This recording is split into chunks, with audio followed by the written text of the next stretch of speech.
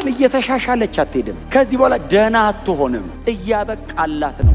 ለዛ ነው ቶሎ ቶሎ ወንጌል እንስራ። ኢየሱስ ሊመጣ በደጅ ነው። ሰውን ምንድነው የሚያፍገመግመው? አንዱ የሚያየው ነገር፣ የሚሰማው ነገር ጆሮውን ጭው ያደርገዋል። ሰው ድንግጥ ይላል። ኖ መጽሐፉን ጽና፣ ቁም፣ አይንን ኢየሱስ ላይ ያርግ። ምን ልበል? ኢየሱስ ክርስቶስ ተመልሶ ይመጣል።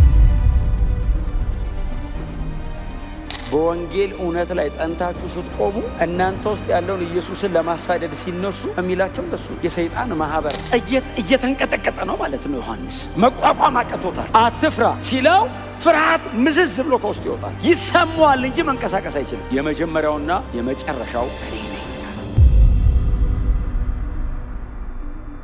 አሁን ሰው በወንጌል እውነት ጸንቶ ሲኖር መከራ ኖርማል ነው። በምድር ላይ የትኛውም አገር ውስጥ ሊኖር ይችላል። መከራ ውስጥ ነው ያለው።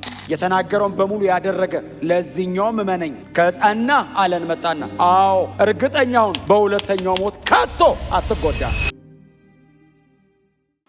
በሰምርኔስ ከተማ ላለችው ቤተክርስቲያን እንዲህ ብለ ጻፍ ይለዋል። ለሌሎቹ አብያተ ክርስቲያናት ሁሉ እንደተላከ የሰምርኔስ ቤተክርስቲያንም ቅዱሳን ልክ እንደዚህ ተሰብስበው በሐዋርያው ዮሐንስ በኩል የተላከ የጌታችን የኢየሱስ ክርስቶስ መልእክት ነው። መልእክቱን ተቀባይ ነው ዮሐንስ። የመልእክቱ ባለቤት ጌታ ኢየሱስ ክርስቶስ ነው። የመልእክቱ ተቀባይ ደግሞ እቺ ቤተክርስቲያን ናት። መሀል ላይ መልእክቱን ያጓጓዘው ሰውዬ ስሙ የለም። በጣም እድለኛ ሰው ነው፣ የተባረከ ሰው ነው። ምንም ስሙ አልተጠቀሰም፣ ግን በታማኝነት ደብዳቤ ተቀብሎ ወስዶ ሰምርኔስ ቸርች አድርሷል። ኢየሱስ የመጀመሪያም ነው የመጨረሻም ነው። ለዘመኑ መጀመሪያ የለውም፣ ለዘመኑ መጨረሻ የለውም። የዘላለም አምላክ ነው ማለት ነው። የመጀመሪያና የመጨረሻ እኔ ነኝ ማለት ቢግኒንግም ኢንድም የለኝም ማለት። አሁን ለዮሐንስ ይሄ ተገለጠለት። ዮሐንስ ለሰምርኔስ ቤተክርስቲያን ይህንን መልእክት ሲጽፍላት ከማን ነው የመጣው ይሄ መልእክት ሲል ከመጀመሪያውና ከመጨረሻው። ኢየሱስ የመጀመሪያ ነው፣ ኢየሱስ የመጨረሻ ነው።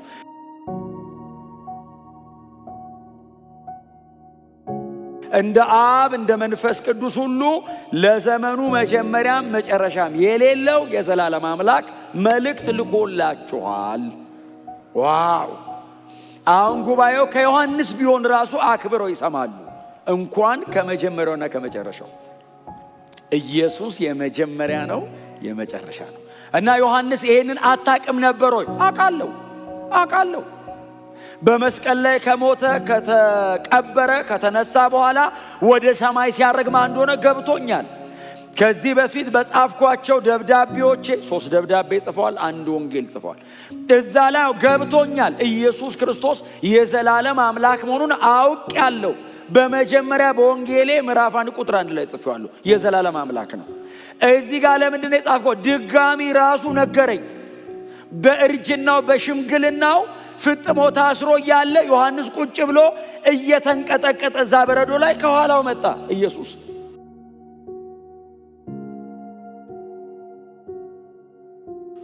ዮሐንስ ሲለው የሚናገረኝን ድምፅ ለማየት ዞር አልኩ አለ። ዞር ስል ያየሁትን መቋቋም መቆጣጠር በሱ ፊት መቆም አቃተኝ፣ ወደቅኩ አለ። እንደ ሞተ ሰው አረገኝ አለ። እጁን ጫነብኝና እየተንቀጠቀጠ ነው ማለት ነው። ዮሐንስ መቋቋም አቅቶታል። አትፍራ ሲለው ፍርሃት ምዝዝ ብሎ ከውስጥ ይወጣል። አትፍራ ሲለው አሁን አሜን አይልም፣ ይሰማዋል እንጂ መንቀሳቀስ አይችልም። የመጀመሪያውና የመጨረሻው እኔ ነኝ አለው። አይ ሪሜምበር 93 ኤዲ ላይ ነው ይሄን ያረገኝ። 33 ኤዲ ላይ አስታውሰዋለሁ። እርቃኑን መስቀል ላይ ሲሰቀል ትዝ ይለኛል ማን እንደሆነ። ራሱ ነው። ያኛው የመስቀል ሥራ ሊሰራ ድነትን ሊፈጽም መጥቶ ነው። ይሄኛው ጨርሶ ከብሮ ነው። ራሱ ነው። የማይለዋወጥ አምላክ ነው። አይለዋወጥም። አንቼንጀብል ነው።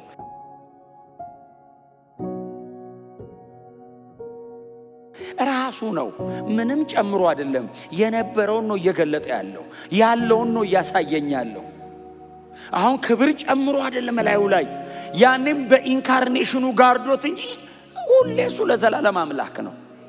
እና ለሰምርኔስ ቤተክርስቲያን የላከልሽ ይህንን መልእክት የላከልሽ መጀመሪያውና መጨረሻው፣ ለዘመኑ መጀመሪያና መጨረሻ የሌለው አልፋና ኦሜጋ የሆነው እርሱ ነው ሲባል ቤተ ክርስቲያኒቱ በብዙ አክብሮት በብዙ ፍርሃትና ጥንቃቄ ውስጥ ነው የምትሰማው። የመልእክቱን ቫልዩ የሚጨምረው ላኪው ነው። ላኪው ማን ነው እኮ ነው መልእክቱን የላከው አካል ስልጣን፣ የላከው አካል ብቃት፣ የላከው አካል ማንነት መልእክቱን ይወስነዋል። አንተ ጋር የወንጌል አንኳር ነገሮች ናቸው። ዮሐንስ እየጻፈ ያለው የዘላለም አምላክ ነው አላቸው። አሜን ሲሉ ሞቶ የነበረውና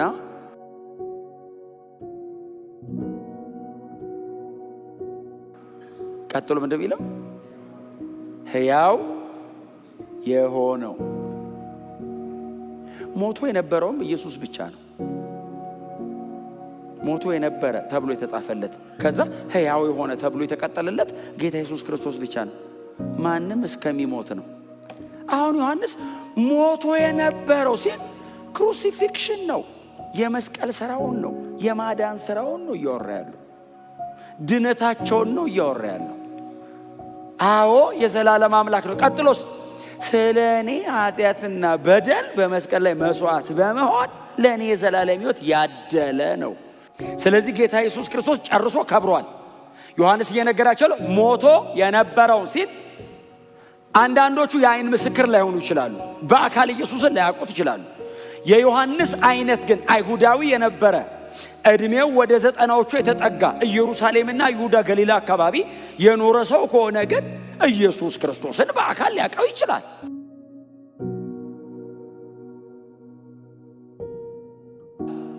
ቀጥሎ ኢየሱስን በአካል እንኳን ባያውቁት የጌታ ኢየሱስ ክርስቶስ ሞትና ትንሣኤ የአይን ምስክር ከነበሩ ሰዎች መካከል አንደኛው ነው እየጻፈ ያለው።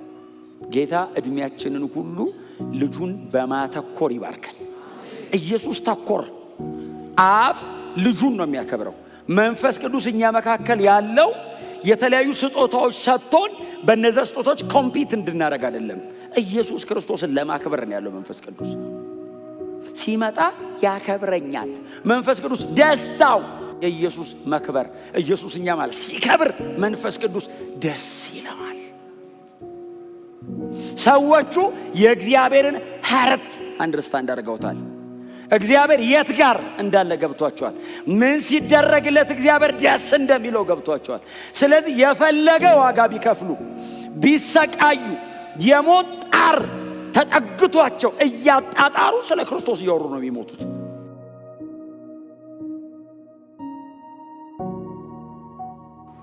እንደ ሞተ ሰው በሆነበት በዛ ስቴት ውስጥ ሆኖ ኢየሱስ እንደዚህ አለው፣ ሞቼ ነበር አለው። አስታውስ። የሚያውቀውን ነው የሚነግረው። አይ መረጃና ብርሃን ይለያያል። ሞቼ ነበር አለው። አዎ ሲል ከዘላለም እስከ ዘላለም ሕያው ነኝ አለው። ከዛ ቀጥሎ የሚናገረው ቃል በጣም አስደናቂ ነው። የሞትና የሲኦል መክፈቻ እጄ ላይ ነው ያለው። ከብር ያለው ማለት ነው ትርጉሙ። ባይዘው የሞትና የሲኦል መክፈቻ እጄ ላይ ነው ማለት በሰማይና በምድር ብቻ አይደለም፣ ከምድር በታች ስልጣን የኔ ነው አለው። የትኛውም ስልጣን እኔ እግር ስር ነው የሚወድቀው አለው። ከዚህ በኋላ የመጨረሻው ክብር የኔ ሆኗል አለው አይደል? ስልጣን ክብርና ኃይል ለበጉ ነው የሚል ቃል አንብባችኋል። እዚሁ ራዕይ ምዕራፍ 5 ላይ ስልጣን፣ ኃይል፣ ክብር ለበጉ። ኢየሱስ ከብሯል። የሞተ ሰው መጥቶ ተጸልዮለት ቢነሳ ሳይጨርስ ስለሞተ እንጂ ሞትን አሸንፎ አይደለም።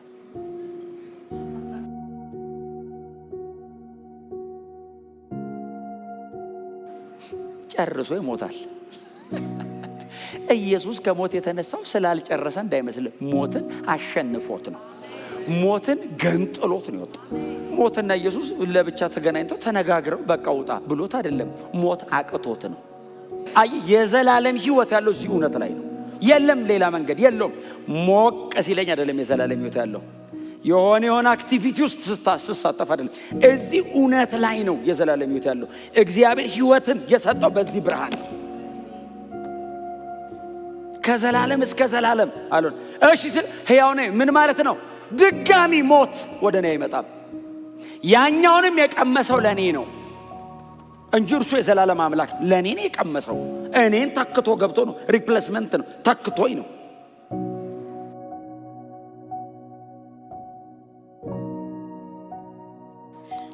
የሞተ ሲነሳ አካል አልተለወጠም። ማንም የሞተ ሲነሳ ኢየሱስ ሲሞት በነበረው አካል አይደለም ሲነሳ፣ የከበረው ነው ተሸክሞት የተነሳው።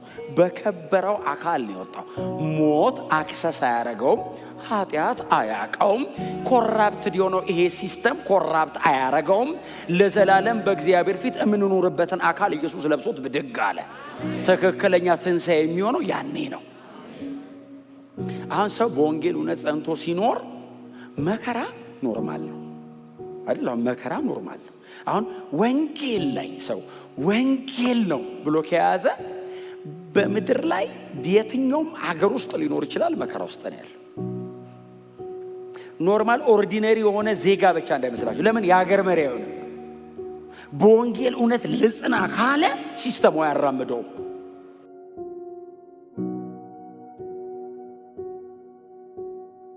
ባይዘው ማንም ሰው ሊሆን ይችላል። ምንም አይነት ስታተስ ላይ ያለ ሰው ሊሆን ይችላል። እጅግ በጣም የተከበረና የሚፈራ ሰው ሊሆን ይችላል። በወንጌል እውነት ጸንቼ እቆማለሁ ካለ መከራ አለ። የዚህ ዓለም ገዢ ሲያሳድድ ነው የሚኖረው። በወንጌል እውነት ላይ ጸንታችሁ ስትቆሙ እናንተ ውስጥ ያለውን ኢየሱስን ለማሳደድ ሲነሱ የሚላቸው እንደሱ ነው። የሰይጣን ማህበር የወንጌል ተቃዋሚና ጠላት ሰይጣን ሁል ጊዜ አክቲቭሊ ይሰራል። ስለዚህ ጌታ ኢየሱስ እንደዚህ ያለ የቤተ ክርስቲያን መሪ እረኛ ሕይወት ሰጪ እኔ ነኝ። የዚህ ተቃራኒውን ስራ የሚሰራው የሰይጣን ማህበር ነው። ዓለም እየተሻሻለች አትሄድም። ከዚህ በኋላ ደህና አትሆንም። እያበቃላት ነው። ለዛ ነው ቶሎ ቶሎ ወንጌል እንስራ። ኢየሱስ ሊመጣ በደጅ ነው። ጌታችን በክብር ሊገለጥ በደጅ ነው። ሰውን ምንድነው የሚያፍገመገመው? አንዱ የሚያየው ነገር የሚሰማው ነገር ጆሮውን ጭው ያደርገዋል። ሰው ድንግጥ ይላል። ኖ መጽሐፉን ጽና፣ ቁም፣ አይንን ኢየሱስ ላይ ያርግ። ምን ልበል? ኢየሱስ ክርስቶስ ተመልሶ ይመጣል። በሰማይ ለዘላለም ከእርሱ ጋር እኖራለሁ። ኢየሱስ ይመጣል። አይንን እንዳትነቀል እስከ መጨረሻ ጽና፣ ቁም። እንደ ክርስቲያን እንደ ደቀ መዝሙር እየጸለይክ እየተጋ እየተጋደልክ ብዙ ሰው እንዳይሞት እየጸለይክ ብዙዎችን ለማዳን በመንበርከክ እየተናጠቀ ወንጌል እየሰበካው ጽና፣ ጠብቅ። ዋስትናችን ምንድነው? ኢየሱስ ይመጣል። መቼ? ቶሎ ቶሎ ቶሎ ቶሎ። በማን ታይም ስኬጁል ነው? በራሱ እሱ ቶሎ እመጣለሁ ብሏል። ኢየሱስን ቶሎ ነው የምናምነው እኛ። ሪዋርዱ ምንድነው? ዘላለም ነው። መሬት ምን ቢሰጥ ያዋጣል? ይሄን ሁሉ ዋጋ ከፍለ በምንም ቢመልስልህ አያዋጣም። መሬት እኔ ምንም ቢሰጠኝ አያዋጣኝ። እውነቴን ነው የምነግራችሁ። እናንተም እንደዚህ አይነት ክርስቲያኖች ይመስሉኛላችሁ። በእውነት ምን ይሰጣል? እስቲ መሬት አሁን ቆይ እናንተ ያላያችሁት ምን አለ መሬት ላይ? አሁን በጣም ብዙዎቻችሁ የተለያየ ዓለም እንደምትሄዱና በጣም ብዙዎቻችሁ ደግሞ ከተለያየ ዓለም እንደመጣችሁ አውቃለሁ። ሰው ለመሄድ የሚጓጓባቸው ብዙ ከተሞች የረገጣችሁ በጣም ትልቅ ነገር እግዚአብሔር የሰጣችሁ ሰዎች ናችሁ። ለምንድነው ቸርች የማትቀሩት? እርካታ ለማዛ ውስጥ ብንጠግብ እንደማንመጣ ታውቃላችሁ። የለማ ስትደርስበት ሌላ ረሃብ። ጌታ ሆይ ይሄም ባዶ ነው። ስትደርስበት እንደው ጥልቀቱን ይጨምርብሃል። ያለዝ ይሄንንም ሰው አግኝቶ በህይወታ ያላንተ አይቻልም ማለት ነው። ጌታ ሆይ ነው የሚያስብልህ። እምንሳሳላቸው ሰው የሰራቸው የማይመስሉ ለመርገጥ የሚያሳሱ ከተሞች ተቃጥለው ያልፋሉ። የሰው እጅ ያልሰራው ከተማ ሰማይ አለ። ተስፋችን ዘላለማዊ ነው። ኢየሱስ ይመጣል፣ ይዞን ይሄዳል። የተረጋገጠ ነው። እኔ ነኝ ያልኩት አለ ጌታ። እሱ ታማኝ ነው፣ ታማኝ ነው። የማይዋሽ አምላክ የተናገረውን በሙሉ ያደረገ። ለዚህኛውም እመነኝ ከጸና አለን መጣና፣ አዎ እኔን ብለህ እስከ መጨረሻ ከሄድክ፣ አዎ እርግጠኛውን በሁለተኛው ሞት ከቶ አትጎዳም።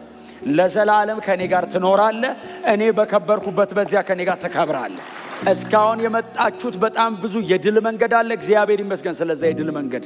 አሁን ጸንታችሁ የቆማችሁበት እምነት አለ። እግዚአብሔር ይመስገን ስለዚህ መበርታታችሁ። ከዚህም በኋላ የቀረንን በእግዚአብሔር ጸጋ ተደግፈን ወዳጆች ሆይ ያመነውን ያየነውን የያዝነውን የተነካንበትን ሳንለቅ እንጨርስ። በቃ ይሄ ነው መልእክቱ። መጽሐፍ ቅዱስ የሚያስተምረን ይሄንን ነው። የተነቀፉት ከዚህ አንጻር ነው። የተበረታቱት ከዚህ አንጻር ነው። አስተካክሉ ከዚህ አንጻር ነው። በጣም መልካም ነው። በጣም ብዙ በጎ ነገር አይቼባለሁ ከዚህ አንጻር ነው።